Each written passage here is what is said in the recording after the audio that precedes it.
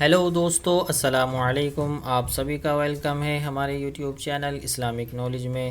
دوستو، آج آپ کے سامنے پیارے نبی حضور اکرم صلی اللہ علیہ وسلم کی زندگی کے کچھ معجزات پیش کرتا چلوں۔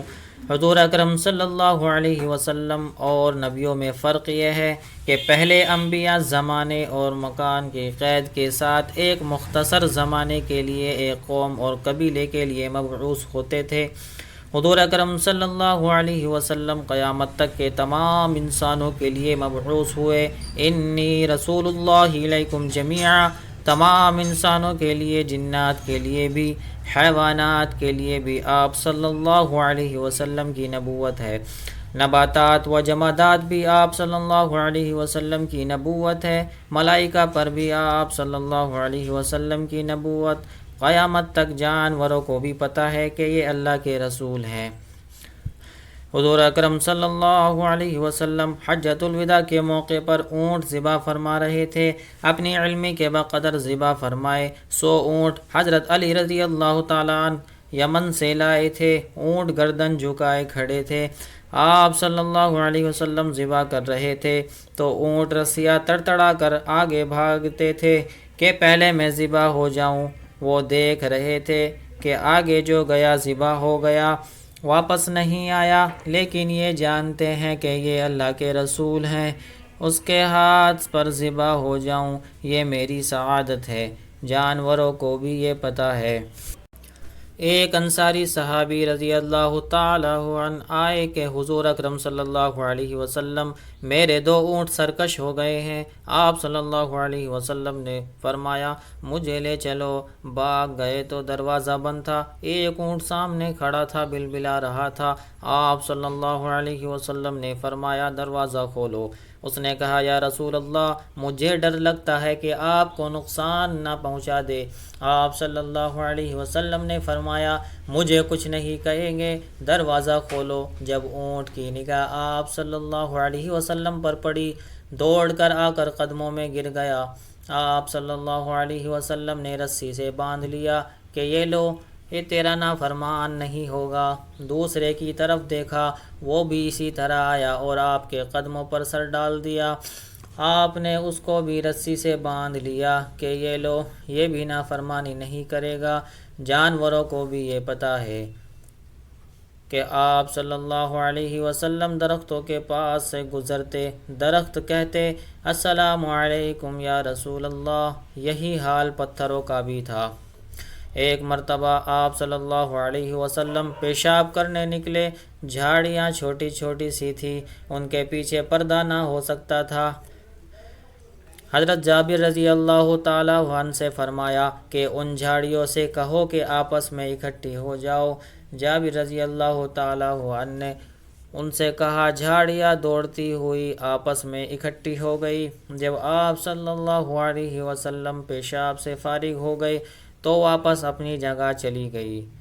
جس کھجور کے ستون پر آپ ٹیک لگا کر خطبہ دیا کرتے تھے، جب آپ کے لیے ممبر بنا دیا گیا اور آپ علیہ السلام حجرے مبارک سے تشریف لائے اور ممبر پر قدم رکھنے لگے تو ستون نے دیکھا کہ آپ علیہ السلام آگے چلے گئے اور مجھے چھوڑ دیا تو ایسا چیخا جیسے 10 ماہ کی گیابن اونٹنی چیختی ہے۔ اتنی زور سے چیخا کہ ساری مسجد میں اس کی آواز سنائی دی۔ آپ صلی اللہ علیہ وسلم واپس مڑے اور اس کو یوں سینے سے لگایا اور فرمایا کہ کیا تو راضی نہیں ہے کہ جنت میں چلا جائے اور جنت والے تیرے پھل کھائیں؟ تو وہ ایسے خاموش ہوا کہ اس کی سسکیاں اور ہچکیوں کی آواز آ رہی تھی۔ آپ صلی اللہ علیہ وسلم نے فرمایا اگر میں اس کو اپنے سے سینے سے نہ لگاتا تو یہ میری جدائی کے صدمے میں قیامت تک روتا رہتا۔ ایسی بے جان چیز کو بھی آپ کی رسالت کا اقرار ہے۔ اور پھر آگے روایات مختلف ہیں۔ بعض میں آتا ہے کہ آپ نے فرمایا کہ جاؤ اس کو دفن کر دو۔ اس کو مسجد سے نکال دیا گیا اور دفن کر دیا گیا، اور بعض میں آتا ہے کہ زمین پھٹ گئی اور وہ اس کے اندر غائب ہو گیا۔ تو ساری مخلوقات پر بھی آپ کی نبوت چھائی ہوئی تھی۔ ایک مرتبہ ایک بدو آپ کی خدمت میں حاضر ہوا اور اس کے ہاتھ میں ایک مری ہوئی گوہ تھی۔ آپ کے سامنے پھینکی اور کہنے لگا، جب تک یہ تیری رسالت کی گواہی نہ دے تو اس وقت تک میں تیری رسالت کی گواہی دینے کے لیے تیار نہیں ہوں۔ وہ گوہ بھی مری ہوئی تھی۔ آپ نے اس سے ارشاد فرمایا، اے گوہ۔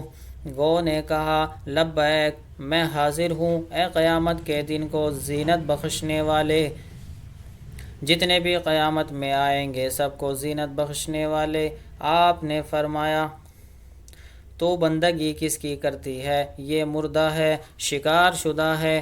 گوہ نے جواب دیا، میں اس کی بندگی کرتی ہوں جس کا عرش آسمانوں میں اور سلطنت زمینوں میں ہے، اور اس کے بنائے ہوئے راستے سمندر میں، رحمت جنت میں اور عذاب جہنم میں ہے۔ آپ نے فرمایا، من انا، میں کون ہوں؟ گوہ نے جواب دیا، انت رسول رب العالمین و خاتم النبیین، آپ اللہ کے رسول ہیں اور خاتم النبیین ہیں۔ آپ کے ماننے والے کامیاب اور ٹھکرانے والے ناکام۔ تو بھائیو، اللہ نے آپ کو قیامت تک کے انسانوں کے لیے نبی بنا کر بھیجا ہے۔ آپ کو ممتاز نبوت ملی ہے، پھر اس امت کو بھی اللہ تعالیٰ نے دوسری امتوں سے ممتاز بنایا ہے، دوسری امتوں سے زیادہ بہتر اور افضل بنایا ہے۔ آپ سب سے بڑی امت ہو، تم سب سے اعلیٰ اور اونچی امت ہو۔ جیسے حضور اکرم صلی اللہ علیہ وسلم کو اونچا بنایا، ایسی ہی آپ کی امت کو بھی سب سے افضل اور اعلیٰ بنایا۔ قیامت تک آپ کی نبوت چلے گی، قیامت تک آپ کی امت چلے گی، پھر آپ پر جو کتاب اتاری وہ بھی قیامت تک کے انسانوں کے لیے ہے۔ ھدی للناس، یہ ہدایت ہے سارے انسانوں کے لیے، یہ پیغام الہی ہے سارے انسانوں کے لیے، تاکہ اس سے انہیں ڈرایا جائے، وہ ڈرے، وہ ڈریں، وہ جان لے کہ اللہ ایک ہے۔